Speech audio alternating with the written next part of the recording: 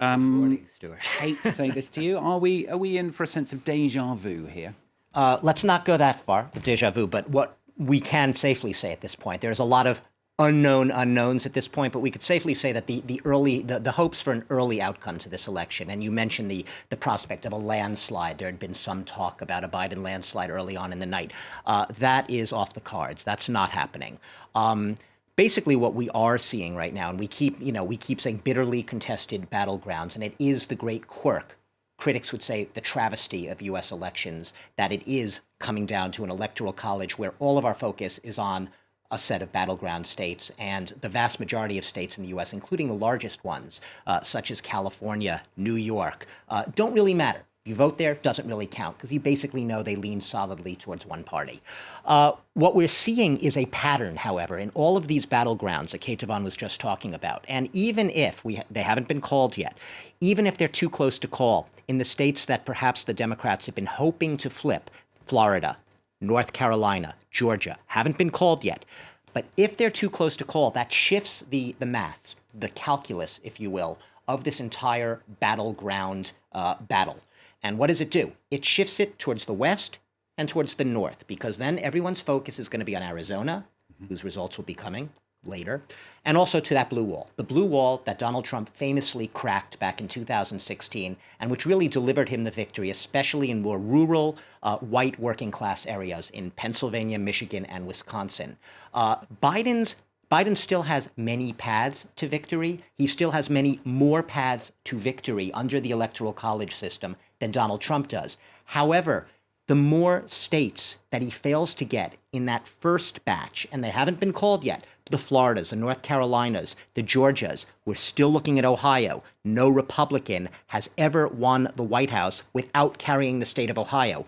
As those states remain too close to call, or they're not called, the Democrats in their headquarters are sitting there, and they have all of their mathematicians sitting down, doing the calculus, looking at county by county.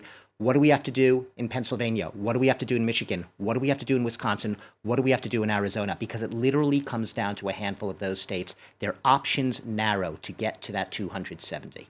You say, what do we have to do? Of course, the voting's all over now. There's not much they can do other than sit and wait for the results. I mean, that must be, if you're crucially involved in one of these campaigns, you've spent the months, maybe even years, building up to this moment. I mean, the tension is palpable, isn't it? The tension's palpable. Here's where the real tension is. If you are a campaign wonk, as they call it, that is, you're the guy, the woman who is hired by that campaign to look at all of the dozens of counties on the granular level in each of these states and figure out who's been mobilized, which votes have come in, how many early votes have been counted there, because early votes tend to lean, not exclusively, but tend to lean Democratic.